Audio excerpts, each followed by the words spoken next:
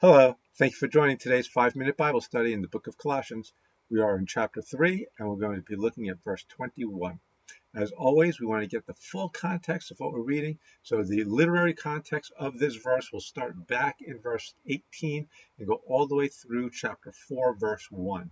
So go ahead and take a look at that whole thing so you can understand what we're reading today. Today, we're going to be looking at verse 21, and verse 21 says this. Fathers, do not exasperate your children so that they will not lose heart. So here we're talking about that second pair of relationships that Paul is going to be speaking of in this full section. The first pair was the husband and wife relationship, because that is the most important relationship in the Christian family. The next pair is the parent-child relationship, and that's what we're looking at today. Yesterday we talked about the child aspect. Today we're going to look at the parent aspect. Now you'll notice that as I read that, the first word actually says fathers. And in the Greek, that word is translated fathers, though that word can also be translated parents.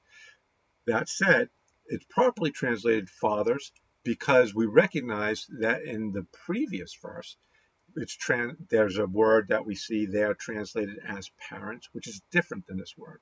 So in other words, there is a word for parents in the Greek, which is translated in the previous verse. Here, the word that's translated fathers can be used for parents, but it's a different word, so it's probably right that we translate it fathers, because that is probably the meaning that Paul had in mind.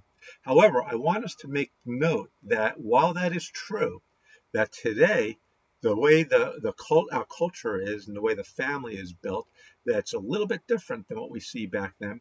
And therefore, although that word is translated fathers, probably rightly translated fathers, but can be translated parents, I think it makes sense for us to look at it as parents, because this really is written to both the father and the mother. Back in this day, it would have been important for the father to get this word, because it would have been the father with the authority and the father who was responsible for the upbringing of the children.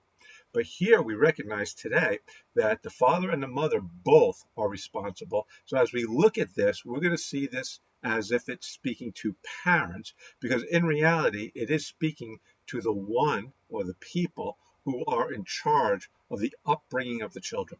So here it does say fathers, but that word could be translated parents.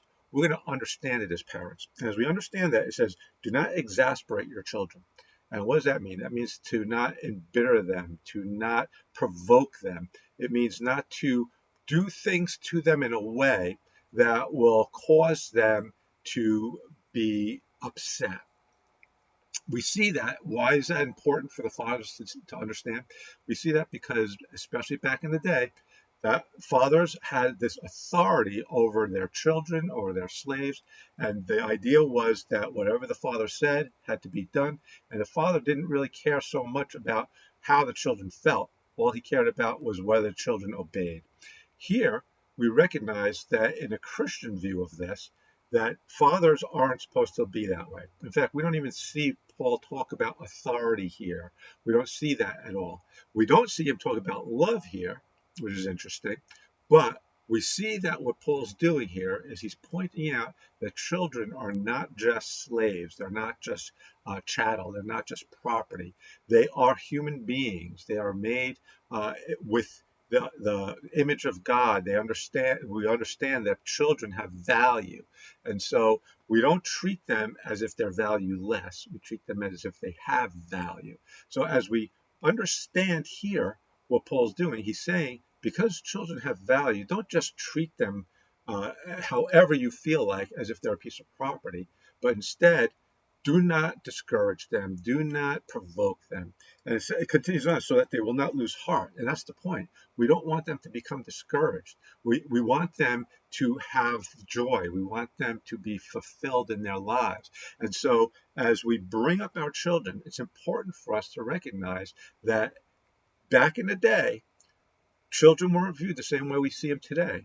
But today, we recognize that children do have value. Children are worthy and have worth. And so we need to treat them that way. Now, does that mean that we allow them to rule the roost? Does that mean that we give them everything they want and spoil them? Does that mean we treat them as infants? Absolutely not.